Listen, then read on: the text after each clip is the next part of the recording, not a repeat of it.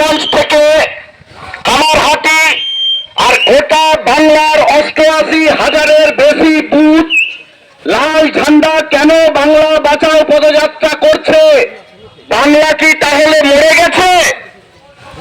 এই কেশিয়ারির থানাগড়ার কোন একটা মানুষ যদি অসুস্থ হয়, তাকে কেশিয়ারি হাসপাতালে ছুটে দৌড়ে অ্যাম্বুলেন্স করে টোটো করে নিয়ে গিয়ে ডাক্তারবাবুর কাছে ফেলে সেই রুগীর পরিবারের লোকটা বলে, ডাক্তারবাবু আমার রুগীটাকে বাঁচান।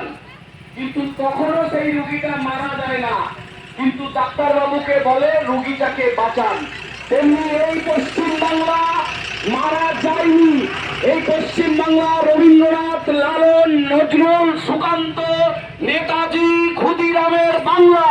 এ বাংলা মারা যেতে পারে না, কিন্তু আজকে এ বাংলা মৃতপ্রায়, আজকে এ বাংলা অসুস্থ। অসুস্থ হওয়ার জন্য এই বাংলাকে বাঁচানোর ডাক আমরা লাল ঝান্ডার নেতৃত্বে দিয়েছি। তাই বলছি বাংলা বাঁচাও যাত্রা করতে হবে। কেন বাংলা অসুস্থ? এই যে ধরুন কেশিয়ারি এলাকায় আপনারা লক্ষ্য করবেন, বেলদা দিয়ে যদি খড়গপুর যান, দেখবেন আজকাল লোকাল ট্রেন দাঁড় করিয়ে রেখে দেয়, যাত্রীবাহী ট্রেন দাঁড় করিয়ে রেখে দেয়। তারপরে ট্রেনগুলোকে পাস করিয়ে দেন। কোন ট্রেনগুলোকে বলুন তো? মালগাড়িগুলোকে, যেগুলো হচ্ছে এখন আদানির তার মালিকানা। নরেন্দ্র মোদীর পোষ্যপুত্র আদানি আম্বানিদের ট্রেনগুলোকে, মালগাড়িগুলোকে পার করে দেয়, যাত্রীবাহী ট্রেনগুলোকে আটকে।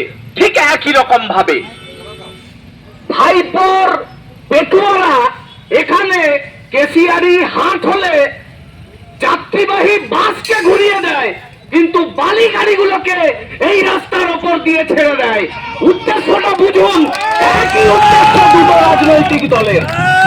আজকে গায়ের গরিব মানুষ, গায়ের নিম্ন মধ্যবিত্ত মানুষ, খেটে খাওয়া মানুষ, রুটি রুজির লড়াই, আজকে জীবনযাত্রার যন্ত্রণা কে দেখবে?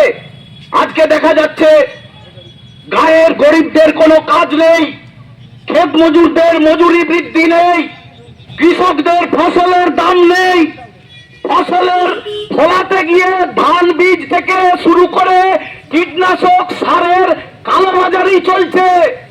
আমি একটা জায়গায় একটা থানার অফিসারকে প্রশ্ন করেছিলাম যে স্যার, কালোবাজারি চলছে, 1450 টাকার 10-26, 2300 টাকায় বিক্রি করছে, কিছু করুন। পুলিশের আইসি বলল, আপনারা ভিডিও করুন, করে আমাদেরকে দেন, তাহলে আমরা অ্যাকশন নেব। আমি বললাম যে ভিডিও যদি আমি করব, তাহলে আপনি আমার ট্যাক্সের টাকায় উর্দি পরে চাকরিটা কেন করছেন? ছেড়ে দিন, আপনাদের তো দায়িত্ব এগুলো দেখার। আজকে ধান উৎপাদিত ফসলের দাম পাচ্ছে না, কীটনাশক সারের কালোবাজারি, গরিব মানুষের যে গায়ের কাজ, লাল ঝান্ডার নেতৃত্বে যেটা গড়ে উঠেছিল রেগার কাজ, যেটা গ্রাম বাংলায় জব কার্ডের কাজ বলে, সেই জব কার্ডের কাজ আজকে বন্ধ। এখন জব কার্ডের কাজ কেন বন্ধ হলো?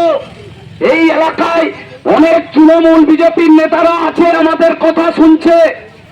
যে একটা সাধারণ মানুষ যখন আজকে জিনিসপত্রের দাম হো করে বাড়ছে, বিদ্যুৎ বিলের দাম বাড়ছে, ওষুধপত্রের দাম বাড়ছে, তখন গরিব মানুষের হাতে টাকা নেই, গরিব মানুষের পেটে খিদের অভাব, গরিব মানুষের হাতে কাজ নেই, তখন তারা জব কার্ডের কাজ চাওয়ার জন্য লড়াই করছে, চারের কো ফিল আপ করে লড়াই করছে যে জব কার্ড ফিরিয়ে আনো। তৃণমূলের নেতারা এত চুরি চামারি করেছে, বিজেপি সেই সুযোগকে কাজে লাগিয়ে জব কার্ডের কাজটাকেই বন্ধ করে দিয়েছে। এই জব কার্ড ছিল গরিব মানুষের আইন, গরিব মানুষের আইনটাকে পরিবর্তন করবার চেষ্টা করছে। আসলে এই দুটো রাজনৈতিক দল তারা কি করছে? বড়লোকদের স্বার্থ সিদ্ধি করছে। তারা বড়লোকদের স্বার্থ সিদ্ধি করা ছাড়া তাদের কোনো কাজ নেই।